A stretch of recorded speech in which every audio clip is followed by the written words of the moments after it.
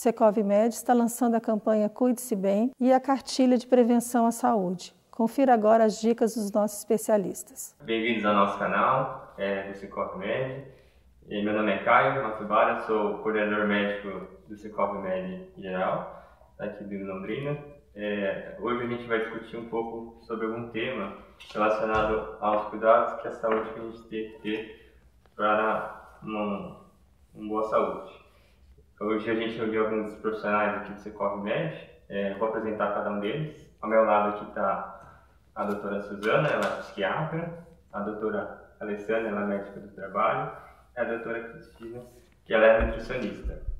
O pessoal lá dos nossos usuários mandaram algumas perguntas para tentar saber, o que a gente tem que fazer com a nossa saúde para não desenvolver nenhuma doença, para não precisar de assistência médica somente quando for no final, A primeira pergunta que a gente vai discutindo e cada um vai dando a sua opinião, dependendo da área, Se tiver algum para complementar. A primeira pergunta é: se eu não estou sentindo nada, por que tem que ir ao médico? Essa pergunta acho que muita gente faz, Tem bastante paciente nosso que às vezes não vem, Às vezes só vai no periódico, aí a doutora Alessandra encaminha para mim, aí a gente descobre que tem um problema, Mas eu queria falar sobre um paciente que veio semana passada, Esse paciente, ele tinha mais de 50 anos, não tinha ido ao médico a última vez 5 anos atrás, e falou, não tem nada, queria fazer um check-up. Mas aí a gente viu que o pai dele tinha câncer no intestino, a tia também, e tinha uma idade que era compatível para a gente fazer exame de prevenção, Aí foi feito o exame de colonoscopia e descobriu que ele tinha realmente aí um câncer. Então essa é a intenção da prevenção. Não adianta a gente esperar que tenha alguma coisa para a gente pensar em ir ao médico. Acho que cada um de nós já pegou algum paciente aqui que não tinha nenhum sintoma e foi lá e descobriu. Então essa acho que é a importância da gente pensar em fazer a prevenção. Se alguém tiver alguma coisa para complementar. Eu acredito que a prevenção, é o melhor meio para nós nos cuidarmos, pois é nesses momentos, é nessa oportunidade, desse check-up, que você, como o Dr. Caio falou, às vezes chega, não tem nenhuma queixa, eu estou bem, mas eu só vim aqui porque eu quero fazer um check-up. E aí, muitas doenças, elas são silenciosas, elas não doem, Então, elas, como dizem, às vezes você está doente e aquela patologia está te dando corda. De repente, do nada, ela mostra os sintomas. E aí, quando termina de se fazer a investigação, geralmente se descobre, poxa vida, olha, se tivesse vindo aqui há um tempo atrás, poucos meses atrás, o tratamento, o prognóstico seria totalmente diferente. Então, assim, eu acho que prevenção, na medicina é fundamental. Eu acho que é aí que nós vamos, quanto antes buscarmos a prevenção, melhora a nossa qualidade de vida, sem dúvida. Essa próxima pergunta que o pessoal mandou também é bastante relacionada à prevenção. A gente acha que a prevenção é só fazer exame, mas essa pessoa perguntou: como a alimentação influencia na saúde das pessoas? Quais os cuidados alimentares para controlar e evitar o diabetes? É só cortar o açúcar? O que você acha? Eu acho que a gente tem que pensar que os alimentos, eles são poderosos, Os alimentos, eles podem tornar as pessoas felizes, fazer com que a gente ganhe peso, pode fazer com que a gente perca peso. Ele pode ser um caminho para o início de algumas doenças. Mas eu acho que a principal função da alimentação é a mudança do estilo de vida. Hoje todo mundo se fala sobre qualidade de vida, sobre viver bem, viver mais e ter saúde. Então, as primeiras escolhas acontecem no ato de se alimentar.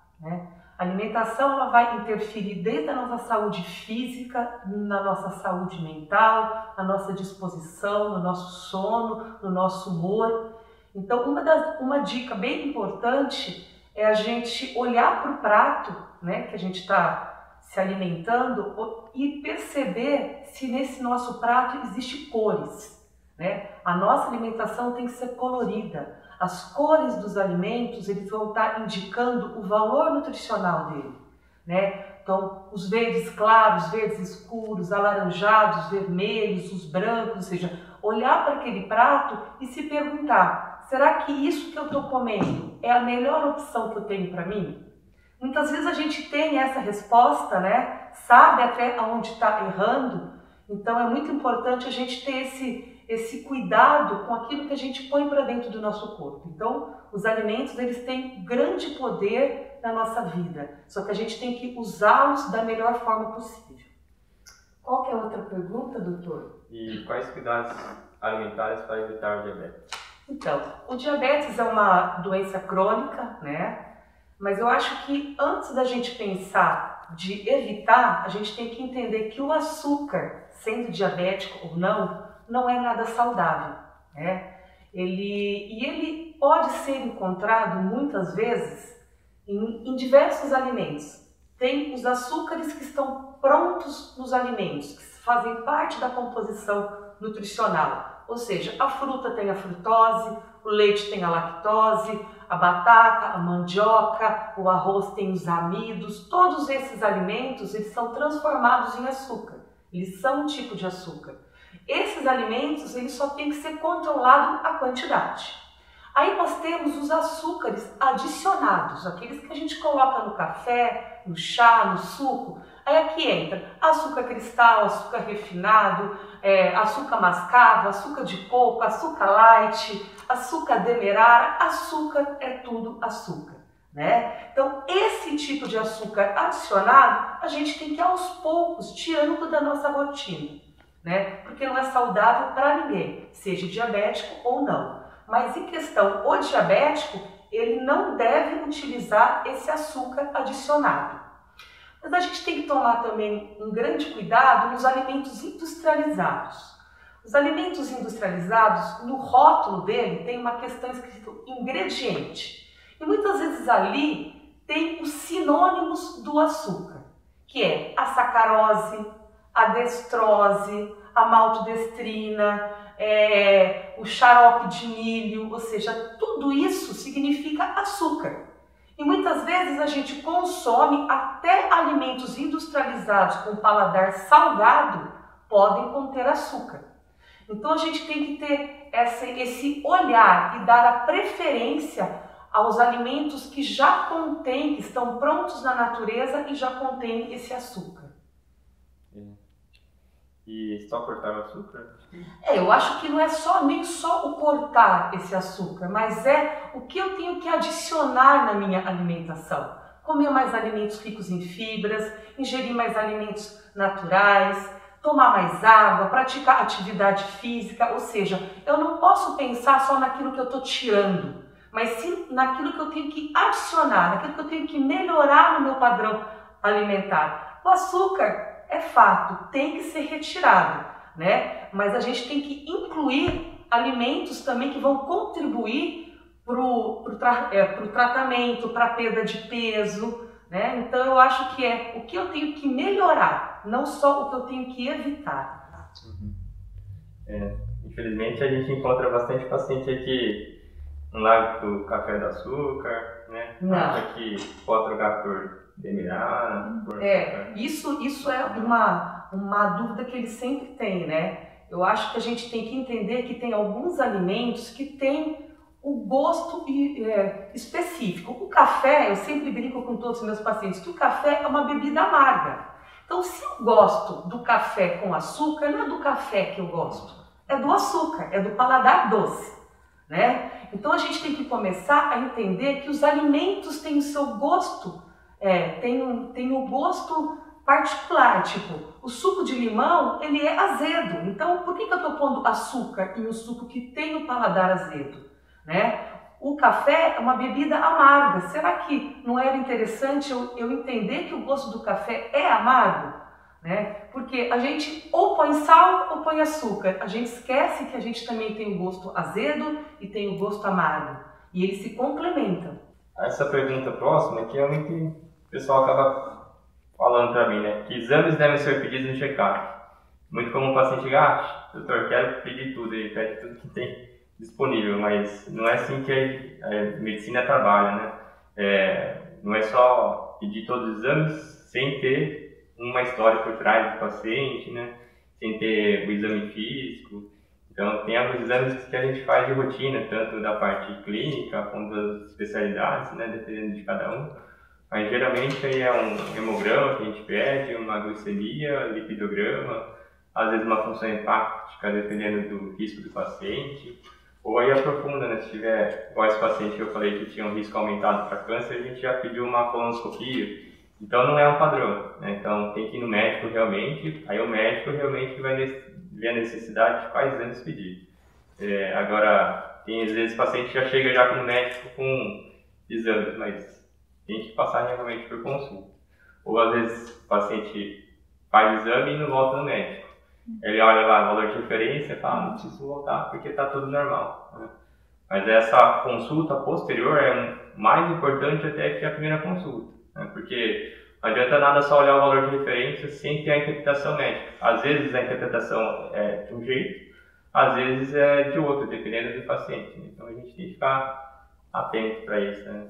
Não sei se já pegaram muito do paciente queixoso, assim, querendo fazer todo o exame, né? Mas a gente acaba encontrando mesmo. Às vezes o paciente ele já chega com uma lista que às vezes um cunhado, uma vizinha, olha, ele foi em tal médico, né? E ele pediu todos esses exames, então eu também gostaria. E como o Dr. Caio falou muito bem, isso vai depender, né, da idade, né, de como é o perfil desse paciente. Principalmente a parte familiar, né, que está muito relacionado às doenças com tudo isso, é global, não tem como a gente só pedir aquilo e pensar só naquilo, né? Então, às vezes, daquilo que a gente menos espera, o paciente nem se atenta para aquilo e a gente, durante a anamnese, a conversa ali, aí ele fala, puxa, é verdade, olha, tem isso, então, olha, tá vendo? Então, vamos, né, procurar investigar essa outra situação, e esse daqui no momento não tem necessidade, né? Então, tudo isso tem que ter, de fato, uma importância, tem que ter uma relevância, não é só copiar o que o vizinho, o que um amigo está fazendo, né? Isso é importante. Bom, a próxima pergunta muito importante para a doutora Suzana aqui, né? Nesses tempos de pandemia, como controlar a ansiedade?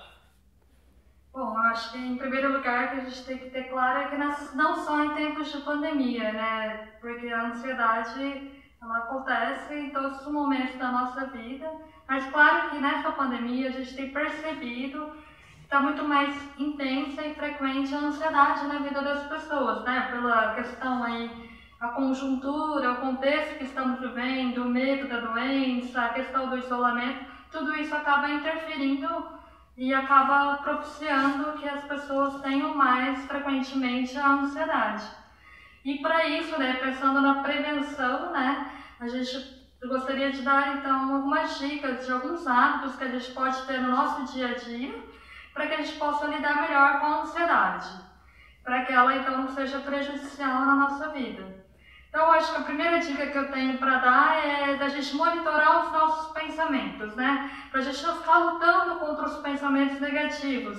Talvez estabelecer ali um horário no dia, alguns minutos, 10 minutos, para você pensar ali naquele problema, naquela situação que você está vivendo, que está te angustiando, e depois, no restante do tempo, fazer esse exercício de tentar esquecer, de tentar deixar de lado esse problema, esse pensamento negativo. Uma outra dica muito importante, que daí já alia a saúde física e a saúde mental, é fazer uma atividade física regularmente, né? E isso vai ajudar também no bem-estar, no alívio da ansiedade. Uma outra dica também é que quem é ansioso sempre está pensando no futuro, né? A gente sempre está preocupado com problemas, com coisas que ainda nem aconteceram. Então, a gente tenta procurar viver o presente, aquele momento ali, a cada momento que a gente está vivendo, da melhor forma. E nesse sentido, né, a prática de meditação, relaxamento, ela ajuda a trazer para esse momento presente. Então, é uma outra dica muito interessante. Ver também assim, a questão da gente enxergar o lado positivo, o lado bom da vida, né? Por mais que a gente tenha dificuldades, problema na nossa vida, a gente pode também ver as pequenas alegrias que temos no nosso dia a dia. Uma outra questão também que acaba interferindo e aumentando a nossa ansiedade é o celular, a internet, as redes sociais, né? Então que a gente possa dar um tempo, né? Ficar um pouquinho off da tecnologia e aproveitar esse momento para realmente relaxar, ter um momento de prazer, de estar em convívio com a sua família, com pessoas que te trazem bem-estar. E também, no último caso, mas também não deixando de ser importante, se essa ansiedade está realmente te atrapalhando, buscar ajuda, né? E, em primeiro lugar, aí, a opção seria a terapia com o psicólogo, que vai poder te ajudar a manejar, instruir algumas dicas a mais para você lidar melhor com essa ansiedade. E tem algum alimento que ajuda a controlar a ansiedade ou só a medicação? Não, a gente pode, principalmente nos casos de ansiedade mais leve, mas que não tenha tanto prejuízo na vida da pessoa, o essencial, vamos dizer assim, o tratamento é a alimentação saudável, equilibrada, igual a nutricionista falou, da questão do prato colorido, né, com menos alimentos industrializados, menos açúcar, gordura. Isso, aliado à atividade física, às vezes já é o tratamento para essa ansiedade leve. E alguns estudos mostram, na verdade, que as pessoas que se alimentam com alimentos industrializados e também muito açúcar, gordura na dieta, têm uma propensão maior de desenvolver os transtornos de ansiedade e também depressão. Então, de certa forma, a alimentação saudável ela pode ser aí uma prevenção e também um tratamento nos casos mais leves. E pensando na ansiedade como um todo, os alimentos que têm cafeína, né, chá preto, guaraná, o café, eles podem ser gatilhos para crise de ansiedade ou para aumentar essa ansiedade.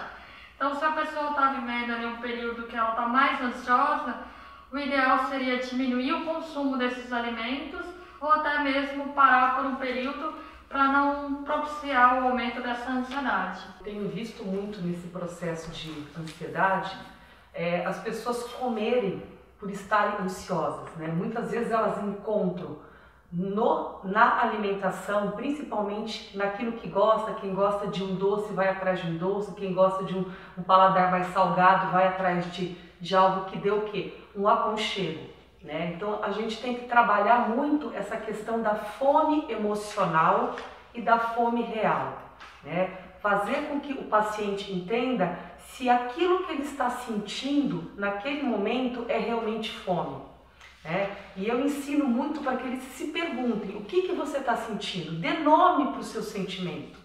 Ah, eu estou triste, eu estou feliz, eu estou com fome. Então, o que é uma fome real? Muitas vezes o paciente não conhece o corpo dele, ele não sabe que para ter uma fome fisiológica ele tem que passar várias horas sem comer, que essa fome não é seletiva, ele não vai escolher um alimento, ele simplesmente vai estar com fome. Quem tem fome come até aquilo que não gosta muito, né? Então você vai fazendo com que ele perceba quais são os gatilhos que levam ele a comer por ansiedade, né? E isso é um processo que ele tem que entender, porque é individual. Então a gente tem visto muito isso, esse ganho de peso nesse período de isolamento, de pandemia, que as pessoas acabam usando a comida como um carinho, né? Como um aconchego. E a gente tem que fazer com que o paciente entenda isso, né? Para que ele dê nome para que ele está sentindo, para que ele perceba se é fome ou se não é. A próxima pergunta aqui é para a doutora, né? O que significa EPI e quais os benefícios de usar? Sou obrigado a usar? O pessoal às vezes não quer usar. Os EPIs, eles abrangem, né? São várias características. Nós podemos dizer, eles são os EPIs individuais e também os coletivos, né? E claro que eles são importantes e necessários para a nossa proteção, né? Então, às vezes a pessoa não quer usar o EPI, né? É um EPI, vamos dizer um exemplo, a nossa máscara, né? Que nós estamos usando é um EPI. Então, depende da atividade laboral, né, do indivíduo, é que vai ser orientado determinado EPI. Né? E é importante que, além desses EPIs, que seja bota, uniforme, luva, óculos, gorro, né? Que eles também sejam de procedência legal, né? Que tenha todos os CAs que a gente chama que é pelo Ministério do Trabalho, né? Então, que recebem certificados de qualidade, de ter boa qualidade. Então, também não é só usar, né? Então, a gente também tem que saber a procedência deles. E, às vezes, o não uso desses EPIs, às vezes a pessoa está lá na sua atividade laboral, deve usar, né? Vamos dizer que ela tem que usar máscara e uma luva e ela não usa. Então, ela não está enganando o seu chefe, né? O seu gerente, o seu coordenador que seja. Ela está se enganando a si própria, né? Porque ela está deixando de se proteger. A empresa vai estar lá, né? Mas ela, às vezes por um descuido, por coisa de 2, 3 minutos falar, porque às vezes esses pequenos acidentes ou acidentes mais graves acontecem da falta de uso do EPI. E é uma coisa que, às vezes fala, esqueci de desligar a torneira, eu vou passar mais uma água aqui. E às vezes, nesse momento, acaba escorregando, acaba se machucando, né? Então, os EPIs, né, são muito importantes para nós, né? E nesse tempo de pandemia, né, a máscara, ela funciona também como um EPC, que ele é coletivo, né? Porque nós estamos aqui. Então, né, nós estamos conversando, então vai gotículas, né, durante a nossa fala, então eu tô me protegendo, estou protegendo os meus colegas também, né, quem está aqui nesse momento. Então, EPI é fundamental, tá? E vocês devem exigir, devem cobrar, né, de acordo com, como eu falei, de acordo com a sua atividade laboral, né, vocês vão receber a indicação. Então, não deixem de usar, né? Não deixem de se orientar quanto ao uso, quanto à necessidade, o tipo para cada atividade, né? Se tiverem alguma dúvida, a gente está sempre aqui para poder ajudar, né? Na parte da medicina do trabalho, a segurança do trabalho aqui do Secov-Med. Acho que é isso. E o ASO realmente tem que fazer? O ASO? Então, o que seria o ASO, né? Porque às vezes tem gente que chega aqui e fala assim, doutor, eu preciso levar o papel. Esse papel que eu vou levar, né? Então, o ASO, né, nada mais é que, vamos dizer, ele é um documento, né? Ele é um documento que vai uma via para o funcionário, a empresa que está, né, produzindo esse documento tem que guardá-lo por 25 anos e outra vai para o paciente. Então, são 3 vias, né? Então, ele é importante porque não é o papel, né? Mas é o momento que ele veio, né, para fazer o seu exame periódico. Um exame periódico, vamos dizer assim, ele é um pouco diferente do exame periódico que o Dr. Caio falou no começo, né? Que é o check-up, quando a gente deve fazer, mas ele está, é claro, você vem relacionado ao seu trabalho, né? Um exame periódico em determinada atividade laboral que você executa. Mas nesse momento, você não vai ver só o paciente, o funcionário de tal empresa, você vai vê-lo como um todo. E muitas vezes, como o Dr. Caio falou, que tem gente que nunca vem, às vezes, fazer um check-up, acha que está bem, né? Nós falamos das doenças silenciosas, então é nesse momento do periódico, que é obrigatório, e que daí o funcionário acaba vindo até a gente, que a gente acaba conversando, né, e podendo ter essa oportunidade de descobrir se ele está realmente bem de saúde ou ele precisa de ajuda, precisa ser encaminhado para outro especialista. Então eu acho que o periódico é um momento único, né? Porque é uma forma do funcionário, né, do paciente, vamos dizer, como pessoa, vir ao médico e ter esse contato. Às vezes ele nem achava que ia ter nada, ou achava também que ia chegar aqui e ia falar que está tudo bem, e de repente, naquele momento da consulta, ele se sente acolhido. E ele acaba desabafando, acaba dizendo coisas, né? Porque a gente pode, o trabalho, às vezes, ele vai desabafar que às vezes determinada situação que ele está passando pode ser em virtude do trabalho, mas o trabalho também pode estar levando prejuízo para ele, mas ele também pode estar trazendo prejuízo para o trabalho se ele não está bem. Então, é uma forma da gente estar conversando e abordar várias situações, né? Então, o ASO realmente é muito importante e é nesses momentos que a gente acaba encaminhando, né, para as especialidades. Aqui para as 3 especialidades eu estou sempre encaminhando, né? Então, o ASO é isso, né? É importante e é obrigatório, né, para todos. Só para fechar aqui a última pergunta, acho que a abordagem todo mundo sofre, né? O estresse do dia a dia, e está perguntando como o estresse do dia a dia influencia a nossa saúde. O estresse ele influencia muito, né, a nossa saúde, né? Não só a parte relacional, né? Então a gente às vezes briga com outras pessoas, acaba descontando nos outros nossos problemas, né? Mas interfere na questão, acho que alimentar, né? Interfere no trabalho, a gente não trabalha bem, né? Ou às vezes tem risco de sofrer algum acidente, né, de trabalho, estar estressado, né? Ou aí começa a desenvolver algumas doenças, né? Acho que cada um às vezes podia dar uma vivência, uma experiência de estresse que acaba acontecendo no corpo, né?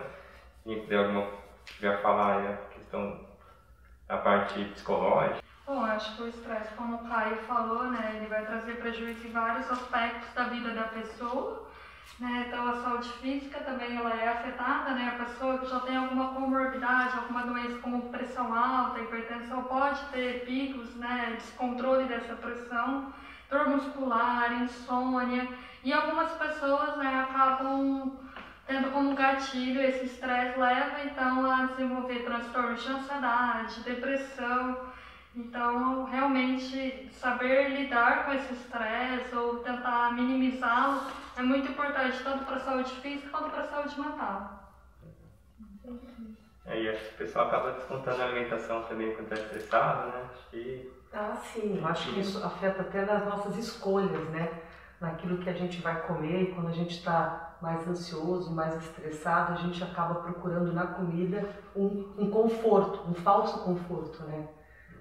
Então, eu sempre digo que eu acho que a gente tem que se apaixonar no processo de ser cada dia a nossa melhor versão, né? A gente não deve se comparar com outro, ou com outro paciente, ou com um amigo. Eu acho que a gente tem que vibrar e a gente tem que nos dar os parabéns por cada mudança de hábito que a gente tem no nosso dia a dia. É aquela fruta que você comeu a mais, é aquele vegetal que você colocou na sua alimentação, é aquele copo d'água que você não tinha o hábito de tomar e está tomando, é aquela volta no quarteirão que você dá com o cachorro, ou seja, vibre com as suas pequenas conquistas diárias, né? A gente tem um grande defeito de sempre focar nas coisas que não deram certo no nosso dia.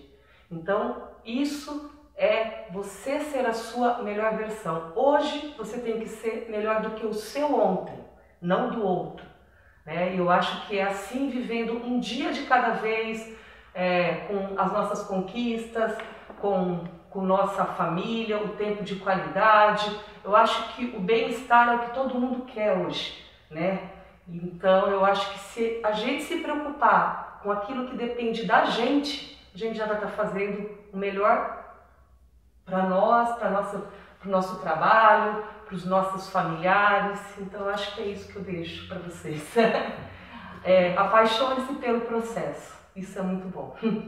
Eu acho que é isso mesmo, assim, às vezes as pessoas vêm até, né, nos procurar e, assim, não existe um remédio mágico, né, que você vai tomar, que eu vou te passar, né, que qualquer profissional vai te passar e que vai resolver, né, depende muito da gente, como a doutora abordou, assim, perfeitamente. Então nós temos que querer melhorar, que querer essa mudança, né, essa qualidade de vida, essa busca, mas não é que o Dr. Caio vai passar um remedinho para ele emagrecer ou para perder, para ter vontade de fazer atividade física, ir para academia, né? Então é todo um processo, né? Então, primeiramente a gente, né? Você pensar, poxa vida, vamos repensar o que eu estou fazendo com a minha saúde, porque, gente, saúde é fundamental, é tudo, e é tão importante, né? Deus nos deu a vida e a gente tem que valorizar tanto isso, né? Eu acho que só agradecer, porque